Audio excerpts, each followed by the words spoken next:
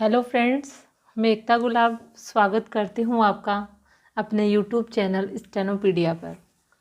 दोस्तों, हमारी जो बुक है उसमें अभ्यास 27 के बाद में फिर से कुछ शब्द चिन्ह हमारे सामने आए हैं।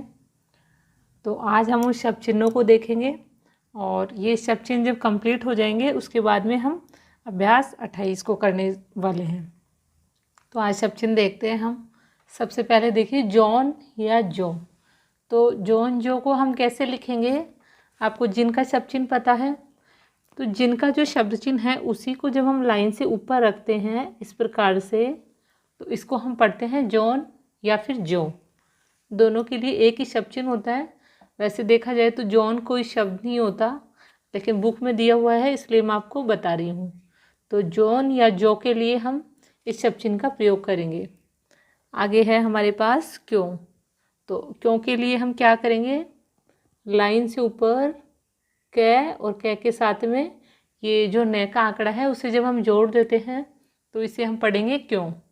तो इन द फ्यूचर जब भी आपको क्यों लिखना होगा तो आप इस शब्द चिन्ह का प्रयोग करेंगे।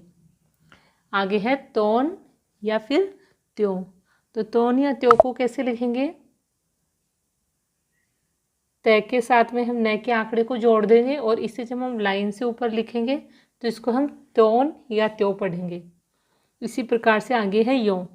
तो यो के लिए भी वही सेम प्रोसेस है। यह और यह के साथ में हम न जोड़ेंगे और इसको जब हम लाइन से ऊपर रखेंगे तो इसको हम पढ़ेंगे यो। तो इस प्रकार से जॉन जो, क्यों, तोन त्यों और यो, इनके शब्द चिन्ह हमारे सामने हैं। अब आगे देखिए किन।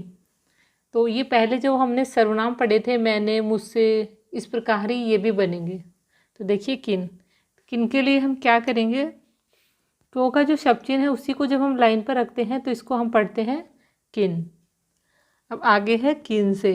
तो सर्वनाम में हमने देखा था कि एक जो तय की जो शेप होती है, उसकी जो प्रॉपर जो शेप होती है उसका एक हाफ साइज यानी कि एक छोटा तय जब हम यूज करते हैं तो उसको हम से पढ़ते हैं सर्वनाम में। तो किन के साथ में जब हम एक छोटा सा तय अटैच कर देंगे तो इसे हम पढ़ेंगे किन से। आगे है किन्ने। तो किन्ने के लिए हम क्या करेंगे? किन के साथ में ने का जो सिंबल है उसको ऐड कर देंगे। तो ये सारे जो है सिंबल हम सर्वनाम में पढ़ चुके और ये भी सर्वनाम का ही एक पार्ट है। आगे है किन है। तो इसमें ए के लिए हमें एक सीधा इस प्रकार का एक सिंबल जोड़ना होता है। तो देखिए कैसे जोड़ेंगे? किन और ये छोटा सा ए का सिंबल जोड़ देंगे, इसे हम पढ़ेंगे किन है। आगे है किनका।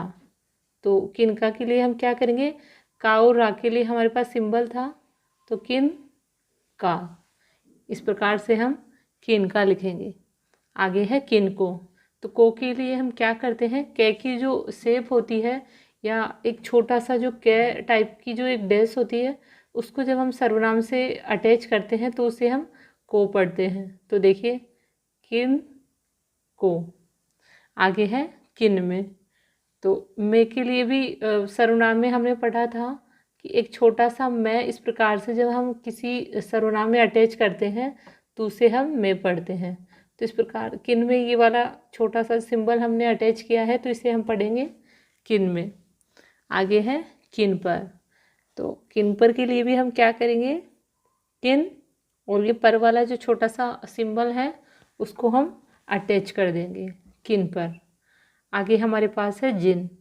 तो जिन के लिए हम क्या करेंगे? देखिए लाइन पर जब हम इस शब्द चिन्ह को लिखते हैं जो अभी हमने जॉन और जो में पढ़ा था, उसी शब्द चिन्ह को जब हम लाइन पर रखते हैं तो इसे हम पढ़ते हैं जिन। अब जिन से हमें बनाना है जिनसे। तो जिनसे के लिए हम क्या करेंगे? जिन और ये छोटा सा तय जिसको हम से का प्रयोग करने के लिए यूज करते हैं उसको हम लिखेंगे, तो इसे हम पढ़ेंगे जिनसे। आगे है जिनने। तो जिनने कैसे लिखेंगे? ने का चिन्ह है हमारे पास, तो जिन और ये छोटा सा ने का जो चिन्ह है उसको ऐड कर देंगे जिनने। आगे है जिन्हें। तो जिन और ये है के लिए छोटा सा डैश ऊपर से नीचे हम यूज करते हैं, ज़रूरत के लिए कभी कभी हम इसे नीचे से ऊपर भी लिखते हैं जिन्हें। आगे है जिनका। तो जिनका के लिए क्या करेंगे, जिन और का। रा और का के लिए ये छोटा सा एक शेप यूज की जाती है, जैसे मैंने किनका में भी यूज की है। और इसको हम हमारी सुविधा के अकॉर्डिंग नीचे से ऊपर या ऊपर से नीचे दोनों दिशाओं में बना सकते हैं। तो इस प्रकार से ये बनेगा जिनका। आगे देखिए जिनको। अब जिनको के लिए हम क्या करेंगे, देखिए ये हमारे पास जिन है, मान लीजिए जिन है। तो अब अगर हमने जिन के साथ में को अटैच किया तो ये देखिए इस प्रकार बन जाएगा। तो हम क्या करेंगे, यहाँ पर ये जो शेप थी, ये जो नए का आंकड़ा था, इसका हम लोप कर देंगे। तो इस नए का जो आंकड़ा है उसका हम लोप कर देंगे और यहीं से हम क्या करेंगे, को की शेप अटैच कर देंगे। तो इसे हम पढ़ेंगे जिनको। यानी कि इसमें आपको दिखाई नहीं दे रहा, क्योंकि नए का जो सिंबल था, नए का जो आंकड़ा था, वो हमने लोप कर दिया उसका, लेकिन हम इसको जिनको पढ़ेंगे। आगे देखिए जिनमें। तो जिनमें के लिए भी हम क्या करेंगे, जिनको हम इस प्रकार से लिखते हैं, लेकिन इसके साथ में हम मैं को अटैच नहीं कर पाएंगे, इसलिए ये जो नए का आंकड़ा है इसका हम लोप कर देंगे और यहीं से हम छोटा सा मैं अटैच करेंगे और इसको हम पढ़ेंगे जिनमें। तो ये हमारे पास जिनमें का शब्द चिन्ह है। आगे देखिए जिन पर। जिन पर में भी सेम वही प्रोसेस होगा। न का जो आंकड़ा है उसका हम लोप कर देंगे और ये पर का जो सिंबल है उसको हम अटैच कर देंगे।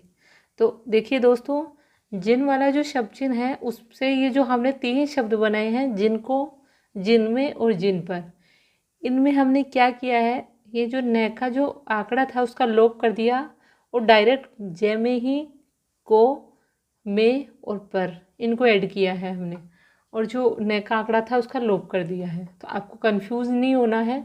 आप जब इनकी प्रैक्टिस करेंगे तो आपकी आदत हो जाएगी और आपको बिल्कुल इजी गोइंग में समझ आ जाएगी। आगे देखते हैं। आगे हमारे पास शब्द है अपना, अपनी या अपने।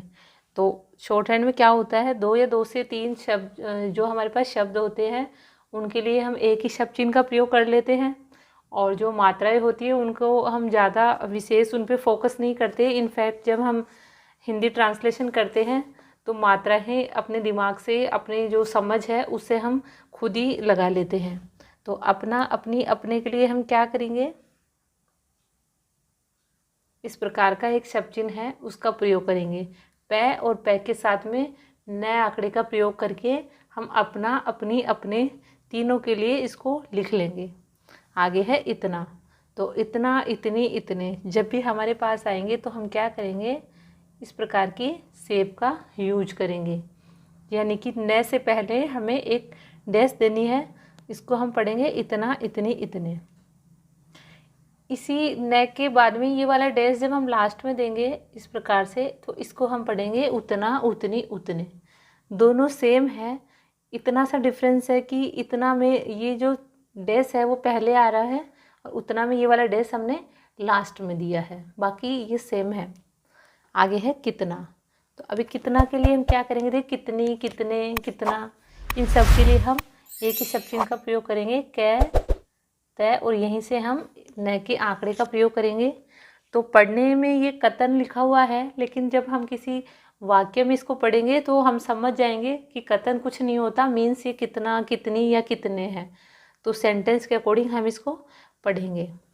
आगे है जितना। तो जितना के लिए क्या करेंगे हम, देखिए जी, ये तय का आंकड़ा है और ये न है। पढ़ने में ये जतन पढ़ रहा है, लेकिन जब वाक्य में ये आएगा तो हम इसको जितना पढ़ेंगे। जितना, जितने, जितनी, ये सब हम इसी से पढ़ेंगे। आगे है तितना।